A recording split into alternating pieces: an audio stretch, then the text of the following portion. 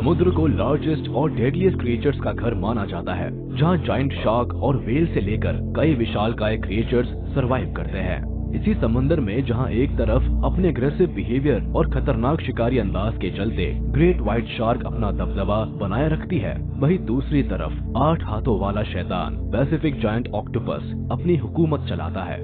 सोचिए इन दोनों के बीच जब सीधा टकराव होगा तो समंदर का माहौल कैसा होगा।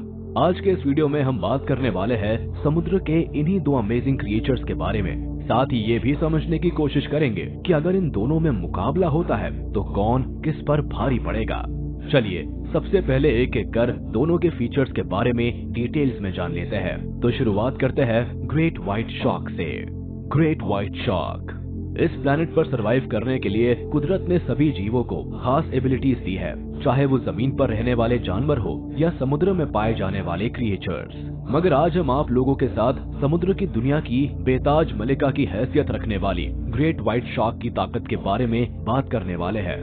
वैसे तो समुद्र की गोद में दुनिया के कई अमेजिंग क्रिएचर्स पाए जाते हैं, लेकिन हर किसी का रुतबा शार्क की तरह नहीं होता। यानी जंगल में जो स्वैग टाइगर का होता है, ग्रेट व्हाइट शार्क भी समुद्र में कुछ इसी अंदाज से रोमिंग करती हुई दिखाई देती है। यही वजह है कि इसे दुनिया की one of the largest predatory fish माना जाता है। Pacific giant octopus. Pacific giant octopus को दुनिया की लार्जेस्ट ऑक्टोपस स्पीशीज माना जाता है। ये मोस्टली पैसिफिक ओशन के कोल्ड वाटर में पाए जाते हैं। ऑक्टोपस काफी इंटेलिजेंट माने जाते हैं। आपको जानकर हैरानी होगी कि ये दूसरे सी एनिमल्स की मिमिक्री भी बड़ी आसानी से कर लेते हैं। मगर जो चीज ऑक्टोपस को सबसे भयानक बनाती है वो है इनकी आर्म्स। ये इनकी सबसे बड़ी खूबी भी है और पहचान भी। Size and appearance. इस बात में कोई दो राय नहीं कि great white shark aggressive nature की होती है, जो मरीन क्रिएचर से लेकर इंसानों पर भी हमला करने से पहले एक बार भी नहीं सोचती। कई बार तो इसे स्विमर्स, सर्फर्स और डाइवर्स पर भी हमला करते हुए देखा गया है। अगर साइज की बात करें तो लंबाई में एक फीमेल शार्क मेल के मुकाबले थोड़ी बड़ी होती है। फीमेल जहां 15 से 18 फीट तक होती है, वही मेल करीब 11 से 13 फीट होती है। वही ये करीब 1.5 से 2000 किलो तक वजनी भी हो सकती है। इस शार्क का सिर भी बेहद बड़ी साइज का होता है, जिससे ये और भी ज्यादा खतरनाक दिखती है। इसकी बॉडी शेप टॉर्पीडो की तरह होती है। इसके शरीर की खास बनावट की वजह से ही ये पानी में इजीली मूव कर पाती है। इनके मुंह के भीतर सेकेंडरी रो में भी टीथ पाए जाते हैं, यानी किसी लड़ाई में अगर इनके सामने के दांत टूट भी जाते हैं तो सेकेंडरी रो के टीथ इनके काम आते हैं।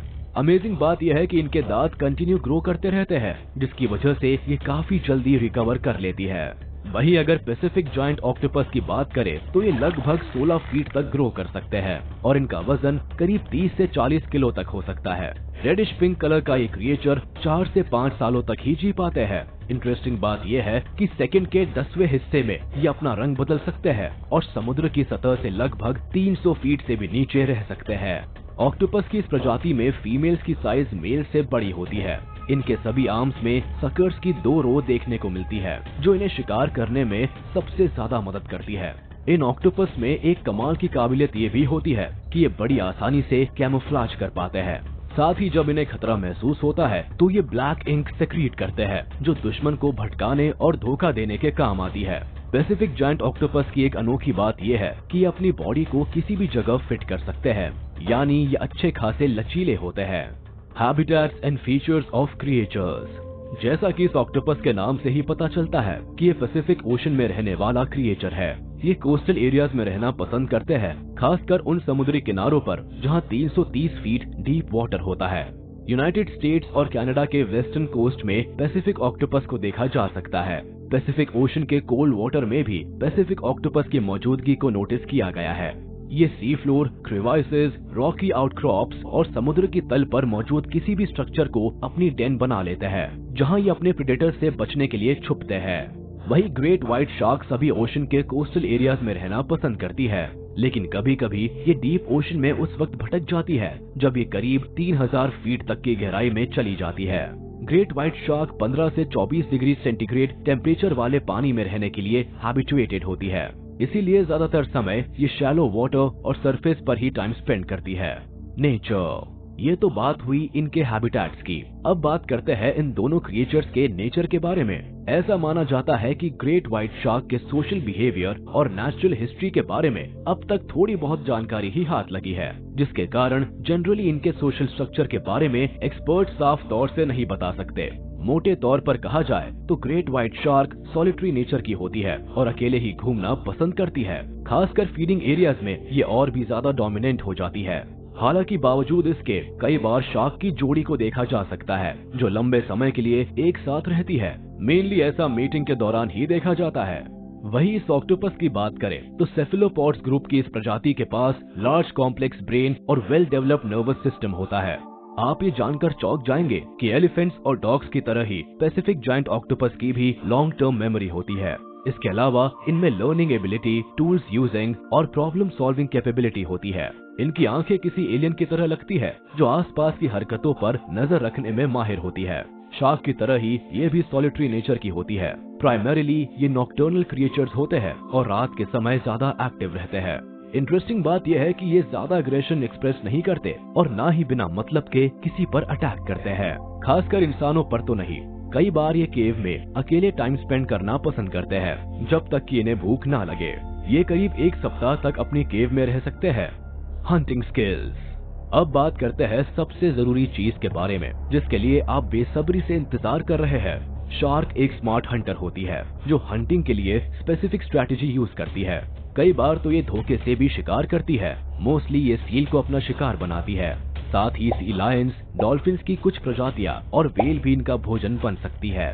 शिकार के मामले में इनके ताकतवर दांत बेमिसाल होते हैं। यही वजह है कि ग्रेट व्हाइट शार्क के हमले को इंसानों के लिए बेहद खतरनाक माना जाता है।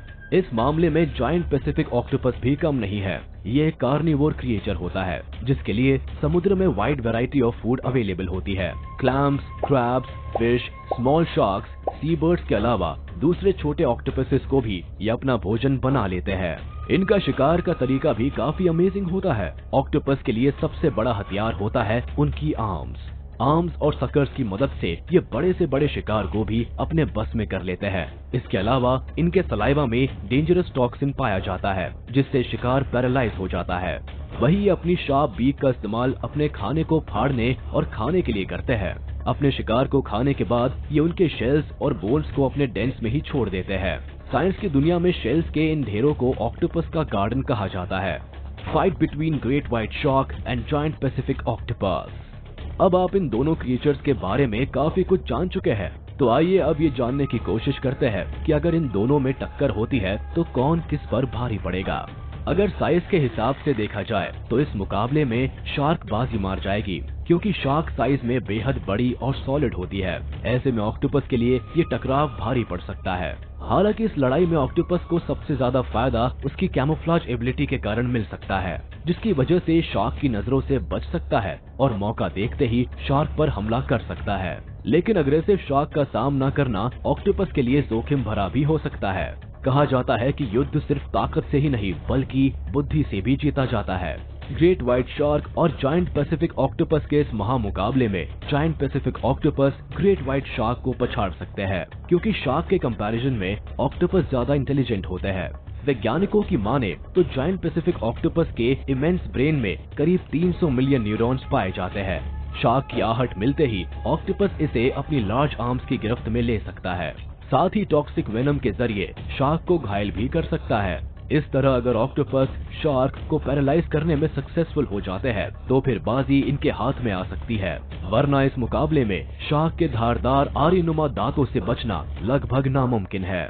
खैर, आपको क्या लगता है इस फाइट में किसकी जीत होगी? आप अपनी राय हमें कमेंट बॉक्स में बता सकते हैं। अगर आपको ये वीडियो पसंद आया हो तो इसे लाइक और शेयर जरूर कर दीजिएगा और ऐसे ही मजेदार वीडियोस देखने के लिए हमारे चैनल को अभी सब्सक्राइब करें, मगर बेल आइकन को प्रेस करना ना भूलें ताकि चैनल से रिलेटेड सभी नोटिफिकेशंस आप तक सबसे पहले पहुंच सके। फिलहाल के लिए इतना ही। हम जल्द हाजिर होंगे कुछ नए और अमेजिंग वीडियोस के साथ। तब तक आप वाइल्ड ग्रेविटी देखते रहिए और शेयर करते रहिए।